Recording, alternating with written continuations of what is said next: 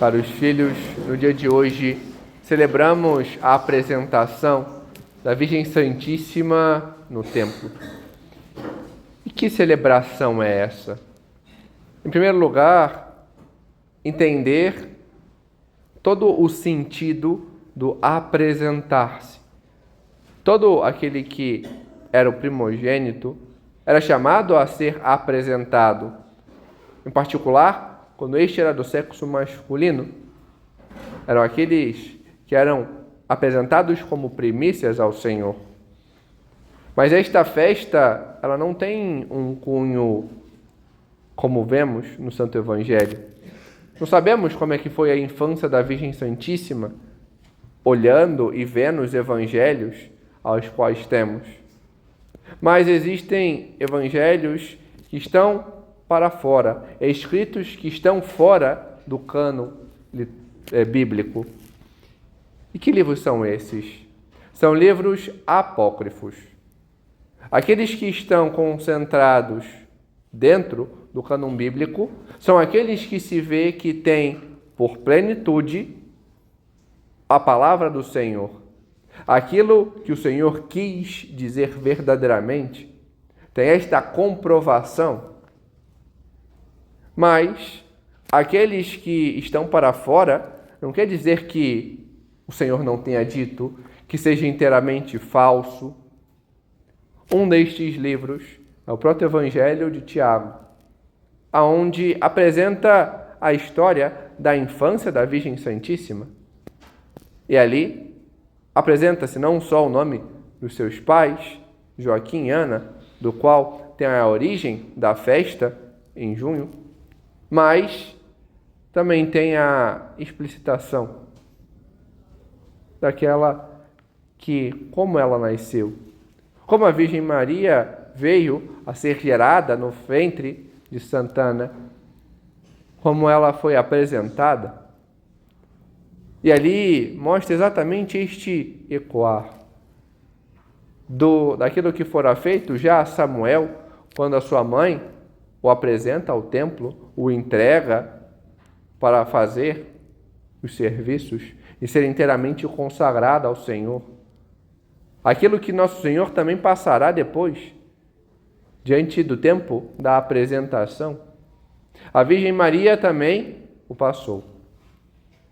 E, segundo o relato, eles foram apresentar seus pais, a Virgem Santíssima, no templo, e foi pedido um tempo para que ela esperasse, para que, quando tivesse 3 anos. Quando tinha 3 anos, a levaram e ela ficou, depois de apresentada e entregue no templo, 12 anos. Até os seus 12 anos, servindo, estando ali entregue. E depois fora restituída aos seus pais diante de toda a vida entregue ao Senhor. E é neste sentido que vemos este explicitar a entrega da Virgem Santíssima no ato inteiro de doação ao Senhor. Desta proximidade. Padre, mas significa que esse relato aconteceu desta forma? Talvez não. Mas a festa que começa no Oriente e depois é trazida ao Ocidente mostra este sentido da entrega total da Virgem Santíssima a Deus. Aquilo que depois será explicitado quando ela responde ao anjo diante da anunciação para o seu fazer e corresponder à vontade de Deus, que mostra exatamente isso, esse ato que é explicitado diante desta festa, o querer dela de ser inteiramente do Senhor. O fato de não ter conhecido o homem, de não saber como se dará, mostra também esse sentido de entrega ao qual ela fez. Este já ansiar ser toda de Deus. E que depois, já no século VI, em 1543, após erigida uma basílica, Santa Maria a Nova, para simbolizar exatamente isso. Esta dedicação deste templo que explicita a entrega da Virgem Maria ao Senhor. E é neste dia, diante desta dedicação que celebramos essa festa. E aqui vemos um pouco daquilo que a liturgia apresenta. Talvez um falso erro de leitura diante do Evangelho possa parecer que o Senhor tenha desprezado a Virgem Santíssima, quando na verdade, para quem sabe ler, o Senhor só a exaltou. Porque ele pergunta: quem é minha mãe, quem são meus irmãos? Não no sentido de descarte, mas para elevar. Porque se alguém fez a vontade de Deus, mais do que todos foi a Virgem Maria. Se alguém soube corresponder ao querer do Senhor, se entregar à vontade dele, deixar que a sua palavra se cumprisse nela, muito mais foi a Virgem Maria. E por isso, ela é a mãe, não só por ter gerado em seu ventre, mas por ter, desde tão cedo, desde tão tenra idade, gerado já ele no seu coração. E por isso, ela, a Imaculada, gerou em seu ventre, pois fora feita e preparada inteiramente para isso, para ser de Deus, para ser o sacrário do Altíssimo, no qual o próprio Senhor decidiu deixar aos céus para habitar em seu ventre, escolher este seu céu na terra. Hoje somos chamados a olhar para ela e buscar este mesmo sentido de correspondência. Corresponder ao Senhor, olhando para nós e vendo o que o Senhor nos chama. Nós também fomos apresentados ao Senhor no dia do nosso batismo. E o Senhor nos chama a ser também templos dele.